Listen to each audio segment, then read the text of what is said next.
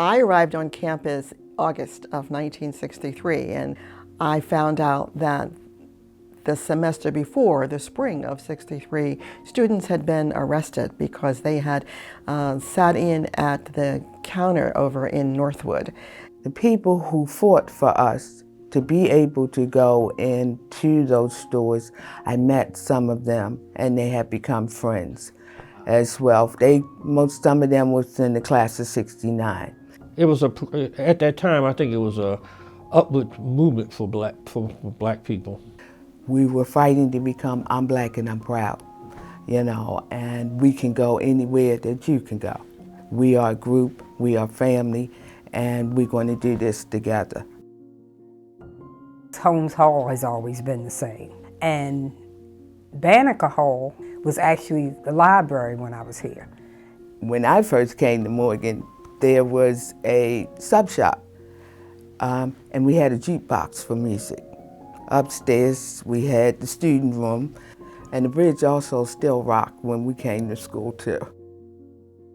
When you got to the Armory and the Fine Arts Building, there was nothing but woods. That was the end of campus on one end, and the end of campus on the other end was when you got to Harper Tubman. That was it. So from sophomore up until graduation, we didn't have a student center. We had to make things happen, and that's why I got involved with running for office and all that, because we had to create things. We had a very active student government. We were into civil rights and students' rights. With civil rights, we always try to get speakers in. Sophomore year, I think it was sophomore year, what stood out to me is that's the year that Angela Davis came to campus. And she actually spoke at Murphy Fine Arts. And classes were not canceled, but you would have thought they were canceled because everybody was there to hear her. So I used to go to the step shows and activities that they put on. And I saw some members that were Deltas. And I said, well, I think I'd like to be a Delta. And not only did I get accepted, but I was the president of my line, and then I was the president of Alpha Gamma when I was here. That is an impactful relationship because those were other relationships that I wouldn't have had if I hadn't come to Morgan. That was probably one of the biggest ROTC classes from 70 to 74, 75.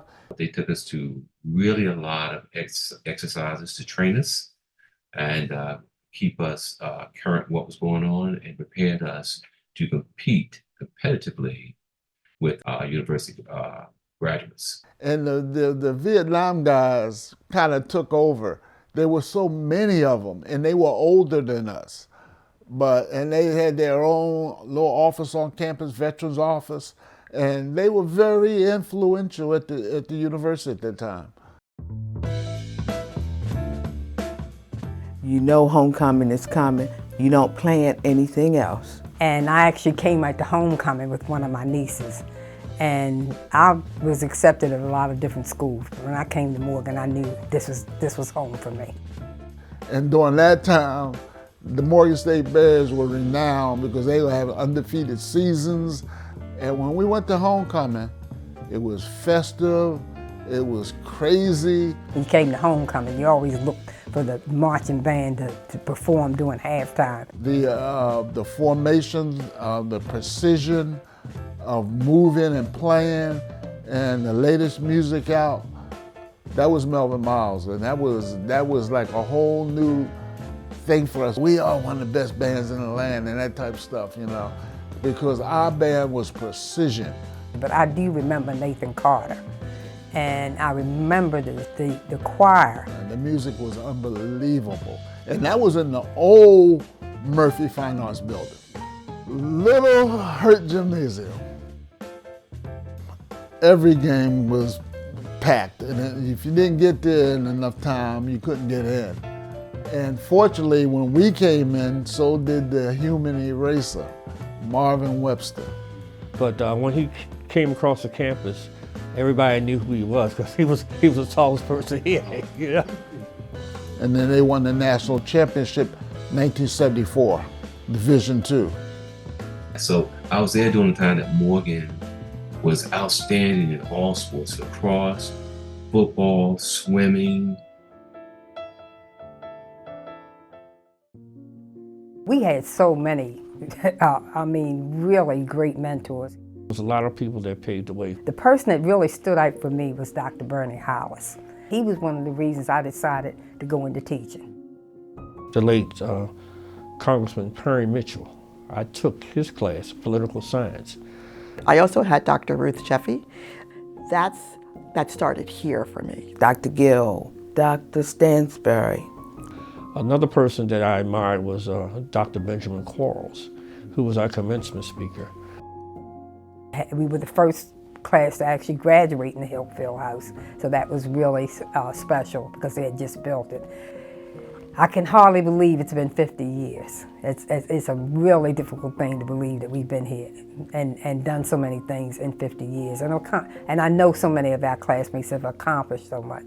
Our generation, we paved the way, and we're living examples. It's 50 years that we've known each other.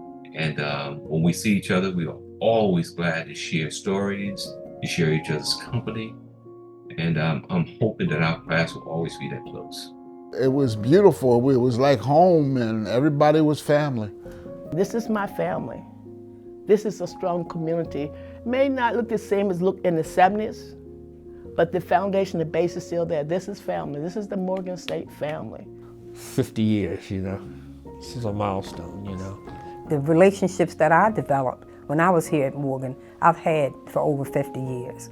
And these are relationships that will last because you all have a common goal. That's the beauty of being at Morgan, being a Morganite and being Morgan proud and Morgan made.